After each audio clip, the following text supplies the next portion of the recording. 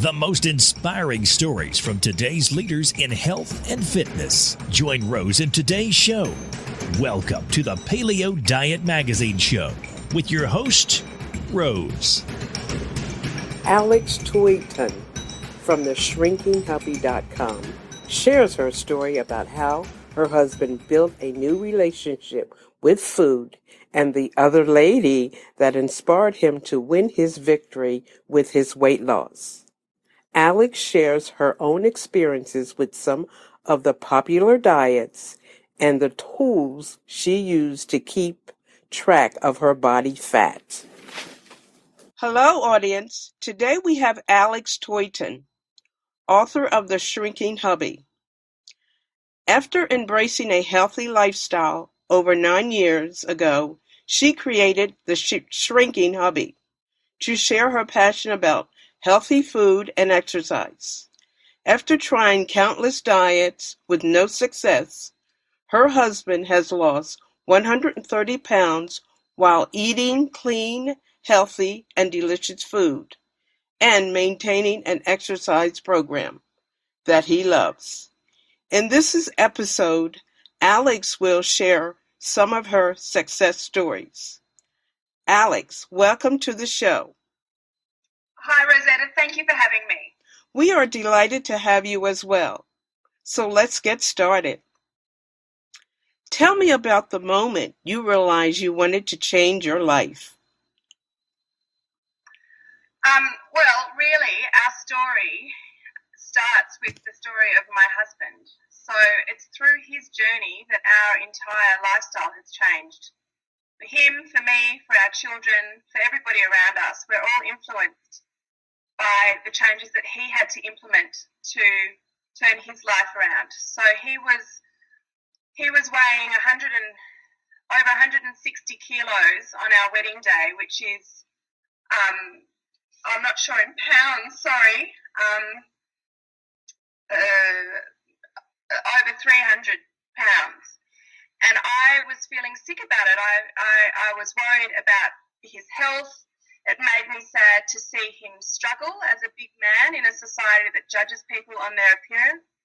I wanted to have babies with him. I wanted him to be able to kick a football around the backyard with them and go swimming with them and live a full, healthy life. And I wanted to live a long life with him. And the way that he was going, I was scared that that wasn't going to happen. And we were desperate. We'd been to Weight Watchers together. He'd done Jenny Craig. We'd done this diet and that diet. And either he just wouldn't commit to a restricted calorie diet himself, or he would do it, lose the weight, and then as soon as the diet ended, he'd gain it all again. And it was just this vicious cycle. So we decided that we would approach it differently. We met a lady called Judy Davis, who's a food coach, and she came and she coached us into completely changing the way that we eat and live and move. And we haven't looked back. We enjoy our food and we enjoy our lives, and we have 3 healthy children, and we're very healthy and fit ourselves. And it's been a complete transformation, but it's been one that we are very grateful for, and I love to share our story. Okay. So there you go. Okay. What were your thoughts about the impact that Judy Davis had on your life? Well, she is an incredible woman. Mm-hmm. The impact that she had, I think, when you're close to somebody, it's very difficult to influence them. Whether they have a problem with food or with drugs or with alcohol or gambling, it's often a very deep issue. And to have somebody external come in and help us, he listened to her, and he'd have to write down everything that he put in his mouth and every exercise routine he did, and she would hold him accountable for all of it. And she helped us set goals, and we were very lucky to have her. But she has taught us a lot, and I like to think that I'm sharing a lot of the strategies that she taught us in the time that we used to see her. But we haven't seen her for a long time now. We've been on our own for about 7 or 8 years. Oh. So Congratulations. Yeah. 7 or 8 years, that's a long time to be on your own and be committed to a diet, a lifestyle change. I am so committed. I think that people around me think that I'm a little bit fanatical, but I don't do it because I think it's the right thing to do. I do it because I love it. And I think that's what she taught us. She taught us that food it's not just, to fill you up or deal with an emotional craving or a hunger craving. Food is medicine, and it can make, if you eat the right thing for your body, you feel amazing. The weight loss is secondary, and that's what I think we've really learned on our journey. Good for you. Can you tell me about the day when you decided to do the Shrinking Hubby? Well, we'd been on this journey for a few years already. Andrew had lost most of his weight, and I'd been getting quite creative in the kitchen.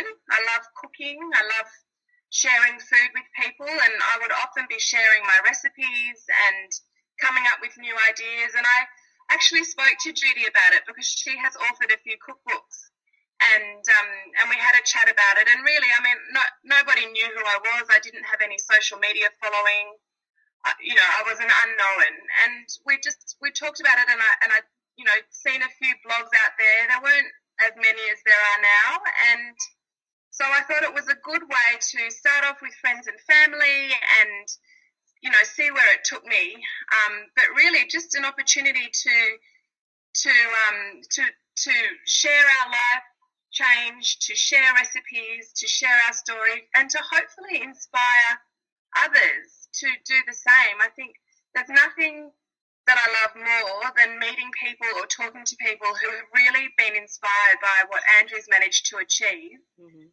And, because of our little story, it made huge improvements in their health and lifestyle too. I think if you can do that for other people, it's the best feeling, and it makes it so rewarding. So I started blogging. Good for you. I had no idea what I was doing, but I muddled my way through it. Yeah.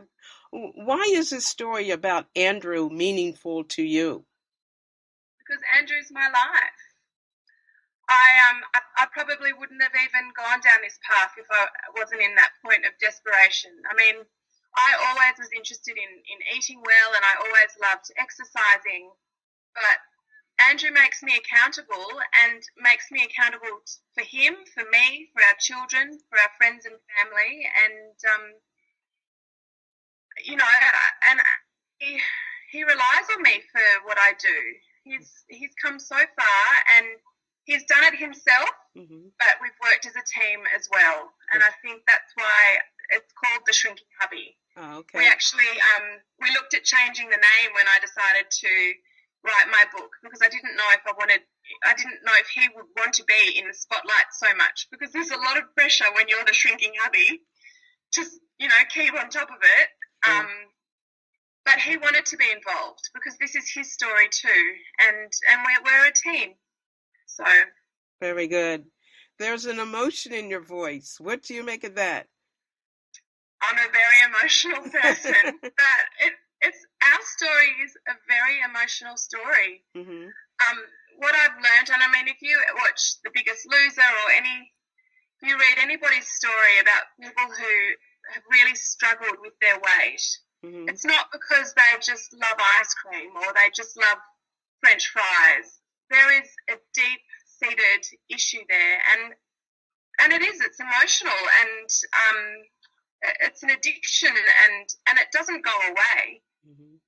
It's not like one day you wake up and you've lost the weight and that's it. It is a constant effort to stay on top of it, and it does get emotional.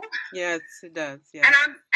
The Shrinking Hubby is my baby. I'm very passionate about it, and I'm very passionate about the information that I share too. Yes, you sound like a very passionate person, and I know our readers are just delighted to hear your voice and the information you're sharing.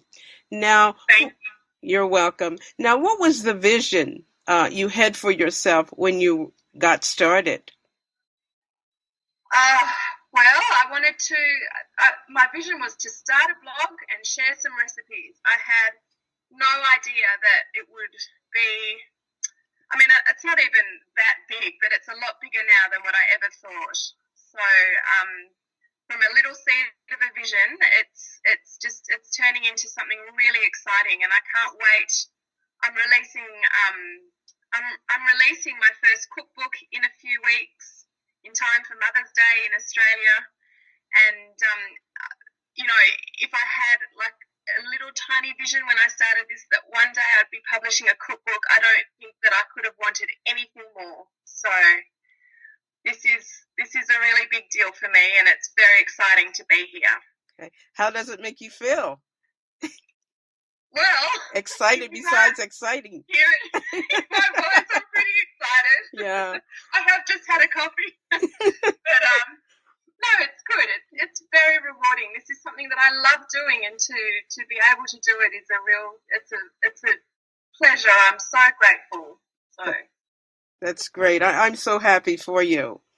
Now, what are the steps that got you from not being able to figure out what diet to follow to actually using your own experiences as a tool to change not just your life and your family, but also the lives of the people following and listening to you?